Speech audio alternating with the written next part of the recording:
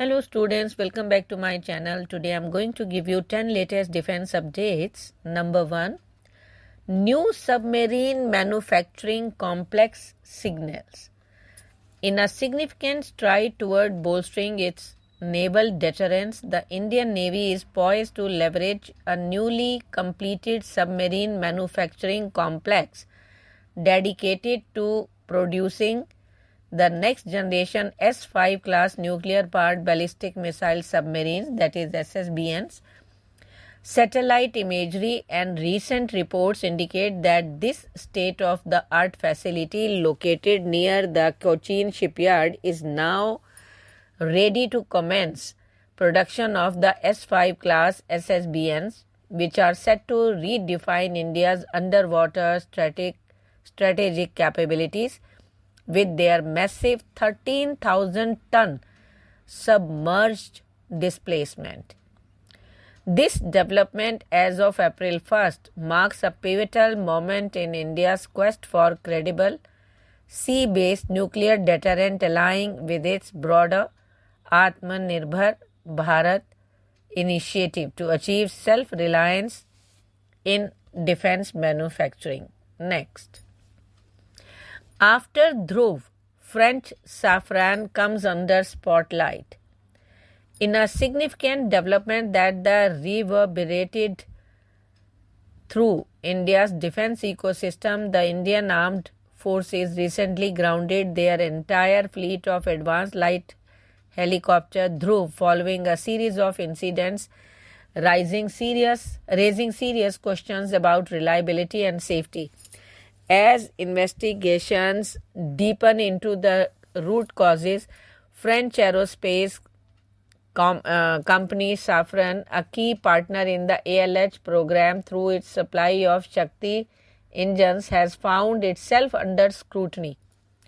This unfolding situation not only highlights concerns over the ALH Dhruv operational integrated but also casts a shadow on India's broader ambitions for self-reliance in defense manufacturing. Next.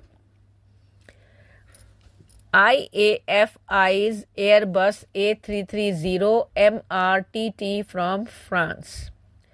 The Indian Air Force has taken a significant step toward enhancing its aerial refueling capabilities by leasing one Boeing KC-135 Stratotanker, a move aimed at addressing immediate operational gaps.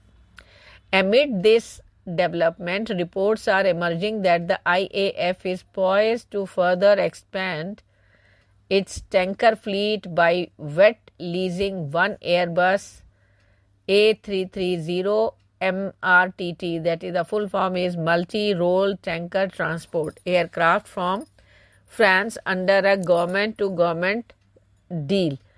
On March 28th, India's Ministry of Defense signed a contract with Maitree Aerospace, a US-based private firm specializing in air-to-air refueling services, to wet lease a KC-135 Stratotanker. Next. Outsourcing Tejas front fuselage composites. In a significant development of India's indigenous Tejas light combat aircraft program, Dynamic Technologies, a key supporter of airframe structures, has outsourced the production of composite materials for the aircraft's front fuselage section to Azista Composites. This move, confirmed in late March 2025, highlights a strategic shift in the supply chain for the LCA, as Dynamatic, despite its establishment role in manufacturing metallic aerostructures, lacks in-house experience in fabricating composite fairings and parts. Next. India's indigenous ballistic missile defense. India's rapid advancement in ballistic missiles defense technology, coupled with its acquisition of the Russian S-400 air defense system, have sparked debates about their implications for regional security, particularly in the context of its rivalry with Pakistan. Abdul Moez Khan, a research officer at the Center for International Strategic Studies in Islamabad, has voiced concerns that India's indigenous BMD system combined with the S-400 might foster a false sense of security among Indian policymakers, suggesting that it could effectively neutralize Pakistan's nuclear arsenal. However, this perspective has been sharply contested by Ranesh Ranjan, a defense analyst, in an interview with who argues that Pakistan's missile capabilities are overstated and outdated, while India's BMD ambition extend far beyond countering its western neighbor. Next, the curious case of Su-30 MKI leader. Ex-post by user Jaidev Jamwal ignited a spirited discussion about a seemingly mundane yet intriguing aspects of military aviation, the ladders used by Indian Air Force pilots and weapon system officer to board the disembark the Sukhoi Su-30 MKI, a mainstay of India's fighter fleet. The post, which combined curiosity with a dash of humor, poised the question that resonated across the platform: why does the pilot's ladder, weighing 18.5 kg and costing rupees 40,000, differ so starkly in price from the WSO's ladder, which weighs 21.5 kg and costs rupees 60,000? This translates to a cost difference of approximately INR 600 per kilogram. Next, India's ammunition resurfaces in Ukraine.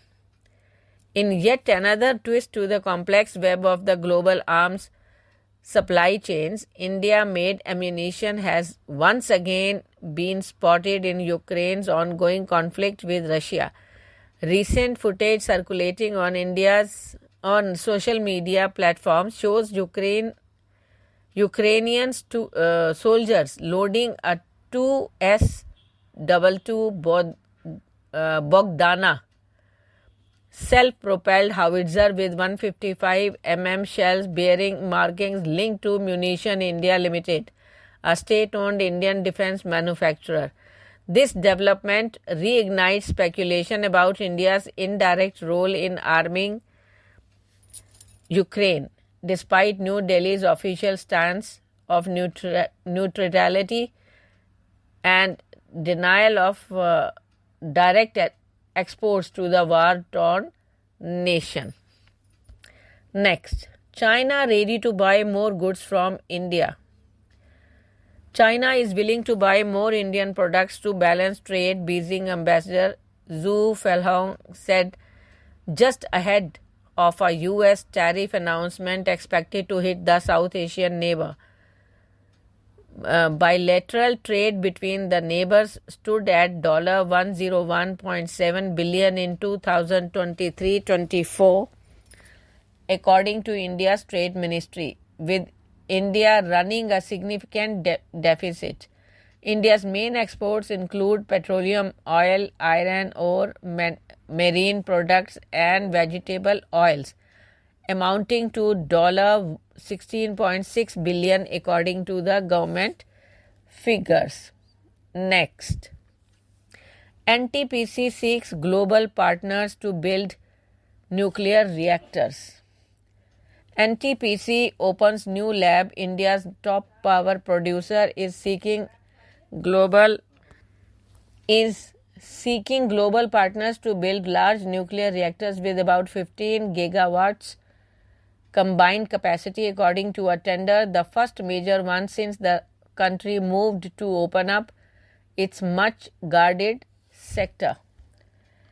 The state-run company, which mainly runs coal-fired plants, is looking for partners to help set up pressurized water reactor technology-based nuclear power plants and also commit to a life supply of nuclear fuel, the tender said. Next, ISRO develops advanced system for early lightning prediction over India. NRSC and ISRO achieves a breakthrough in the now casting of the lightning events over India using data from Indian geostationary satellites. Atmospheric lightning occurs due to the complex interactions of meteorological parameters under the influence of convective processes in the troposphere. Key drivers of these convective phenomena include surface radiation, temperature, and wind. The lightning now casting assumes importance as lightning is a dominant natural hazard over the tropics. Thank you.